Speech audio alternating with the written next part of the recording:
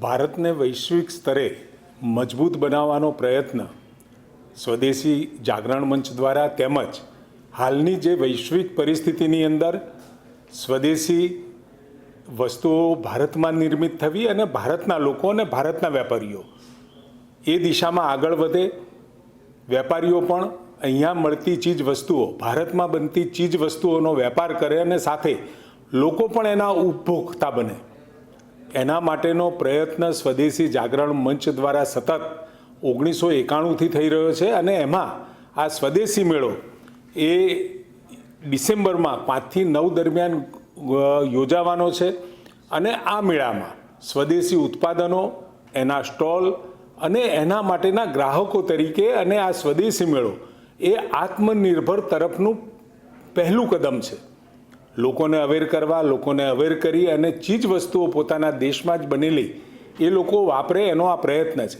પરંતુ હકીકતની અંદર 1906થી જ્યારે આપણે ગુલામ હતા ત્યારે પણ આ વિચાર લોકોને ભેગા કરવા માટે, એકત્ર કરવા માટે અને આઝાદીની મુહિમમાં, આઝાદીની મૂવમેન્ટમાં આ સ્વદેશીનો નારો બહુ જ મહત્ત્વનો રહ્યો હતો.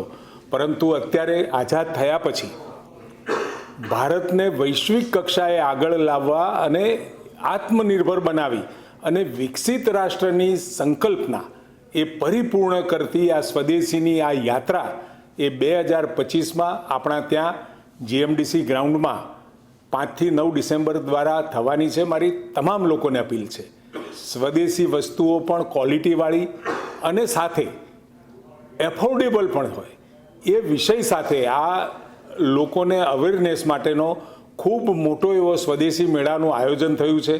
તમામ લોકો આ મેળાની ચોક્કસ મુલાકાત લે અને આ મુલાકાત લઈ અને પોતાના દેશનું ગૌરવ કરી શકે એ પ્રકારની ચીજ વસ્તુઓનું વેચાણ આપણા ત્યાં થાય અને એ દિશામાં આગળ વધી શકાય એનું આ ખૂબ મહત્ત્વનું એવું પગલું ગુજરાતમાં યોજાવા સ્વદેશી જાગરણ મંચ તરફથી થઈ રહ્યું છે.